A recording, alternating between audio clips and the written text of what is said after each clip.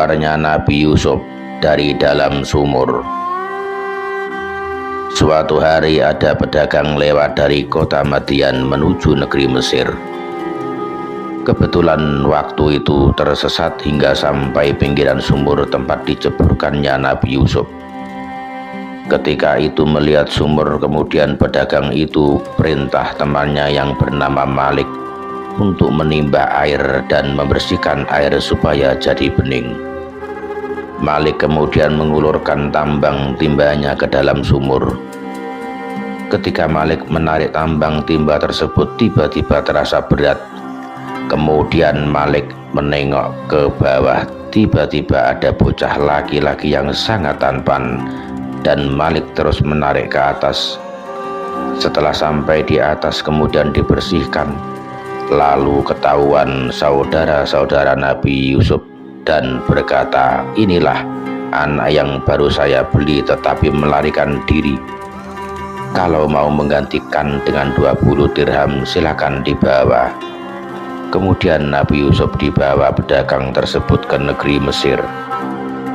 Di situ sangat jelas saudara-saudara Nabi Yusuf menjualnya dengan harga yang murah, yaitu ditukar dengan 20 dirham. Jadi yang jelas saudara-saudara Nabi Yusuf itu tidak senang dengan haknya sendiri. Oleh karena itu dijualnya dengan harga yang sangat murah. Setelah sampai di Mesir, Nabi Yusuf dijual lagi ke seorang pejabat negara yang namanya Kitfirul Aziz dengan harga yang mahal, ditukar dengan emas kira-kira seberat tubuh Nabi Yusuf, dan perak seberat tubuh Nabi Yusuf, dan kasturi seberat tubuh Nabi Yusuf, dan sutra seberat tubuh Nabi Yusuf. Adapun berat badan Nabi Yusuf adalah 400 kati. Di masa itu umur Nabi Yusuf 13 tahun. Kitfir kemudian perintahkan istrinya yang bernama Zulaikha dan berkata, "Muliakan Yusuf, hormati Yusuf, mudah-mudahan kelak berguna untukku." Kebetulan Kitfir Aziz memang tak punya anak. Pada zaman itu yang memimpin negeri Mesir namanya Raja Royan, yaitu Raja Mukmin. Dawuhnya Allah, begitu juga Nabi Yusuf, aku pastikan kelak akan menguasai negeri Mesir.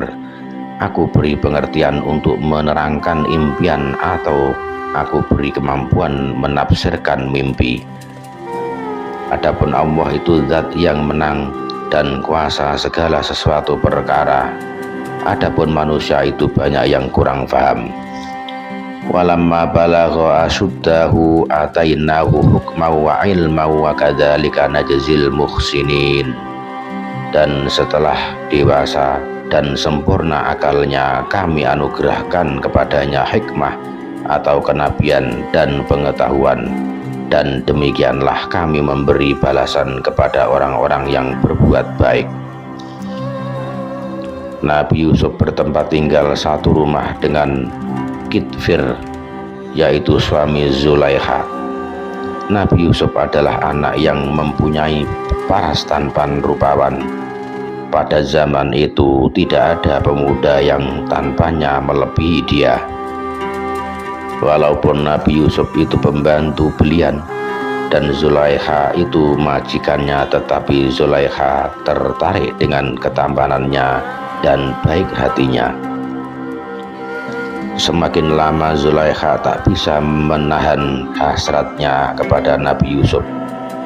Demikian juga Nabi Yusuf melihat kemolekan Zulaikha. Ketepatan waktu itu Zulaikha dan Nabi Yusuf berada di dalam rumah berdua dan tidak ada siapa-siapa. Zulaikha mengunci pintu-pintu rumahnya dan memanggil Nabi Yusuf masuk ke kamarnya. Kemudian Zulaikha merayunya dan ingin memuaskan nafsunya. Tetapi Nabi Yusuf berdoa meminta perlindungan kepada Allah Ta'ala agar supaya tidak menuruti permintaan Zulaikha. Saat itulah Allah perintahkan malaikat Jibril yang menyerupai Nabi Yakub dan menepuk dada Nabi Yusuf dan seraya berkata, dengan keras, "Hei Yusuf, kamu tidak seperti anakku."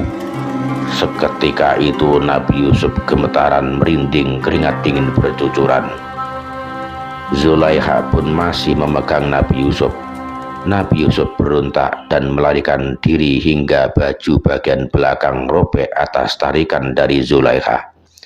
Ketika itu Nabi Yusuf berusaha membuka pintu. Kitfir sudah ada di depannya, kemudian menanyakan kejadian apa sebenarnya. Zulaikha pun melempar tuduhan kepada Nabi Yusuf bahwa Nabi Yusuf mau berbuat kurang ajar kepadanya. Nabi Yusuf pun mengelak bahwa Zulaikha lah yang minta untuk disetubuhinya.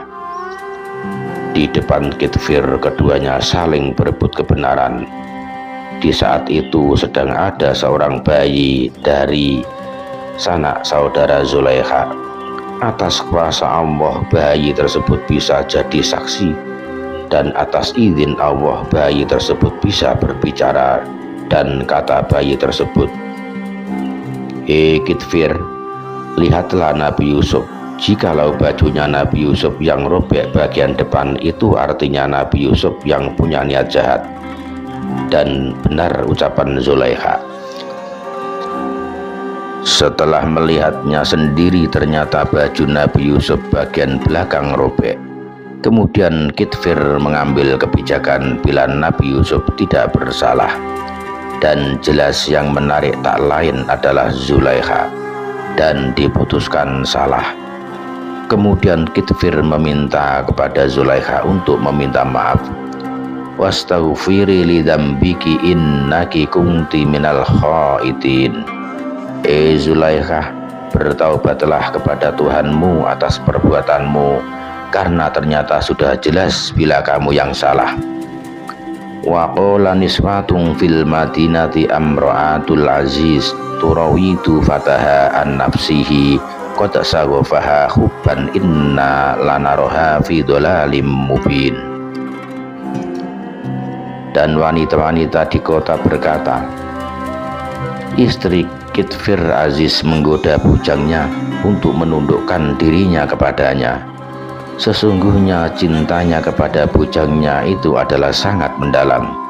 Sesungguhnya kami memandangnya dalam kesesatan yang nyata. Kemudian kabar tersebut sampai pada telinga Zulaikha. Kemudian Zulaikha membuat undangan untuk para putri-putri pembesar kota Mesir agar datang ke rumahnya. Masing-masing diberi pisau untuk mengiris-iris kue hidangannya. Zulaikha pun berkata kepada Nabi Yusuf, "Wa qalat ikhruj 'alaihinna falamma ra'aynahu akbarnahu wa qata'na aydihinna wa qulna hasya lillahi ma hadza basyaron inna hadza illa malakun karim." Yusuf, keluarlah, tampakkanlah dirimu kepada mereka. Ketika perempuan-perempuan itu melihatnya, mereka terpesona kepada keelokan rupanya, dan mereka tanpa sadar melukai tangannya sendiri, seraya berkata, "Maha sempurna Allah, ini bukanlah manusia, ini benar-benar malaikat yang mulia." Kemudian Zulaikha berkata, "Hei para perempuan undanganku semua, itulah pembantu belianku yang kamu semua ucapkan pemuas hasratku. Sekarang kamu semua sudah melihatnya. Seandainya kemarin-kemarin kalian sudah melihat semua, kalian pasti tidak akan berkata seenaknya kepadaku. Dasar nyata yang mengajak mesum adalah aku, tetapi Yusuf tidak mau. Dan andaikan Yusuf tidak mau menuruti keinginanku, pasti akan aku penjarakan dan akan menjadi seorang yang rendah derajatnya, dan tak ada ubahnya dengan seorang pencuri atau pembunuh." Lalu Nabi Yusuf berkata, "Duh Tuanku, saya memilih di penjara daripada kalian melakukan durhaka dan ikut dengan bujukan perempuan. Ya Tuhanku, andaikan aku tidak kau selamatkan dari godaan perempuan yang sudah mempunyai suami, tentu saya sudah menjadi hinaan orang-orang bodoh. Wallahu a'lamu bishawab."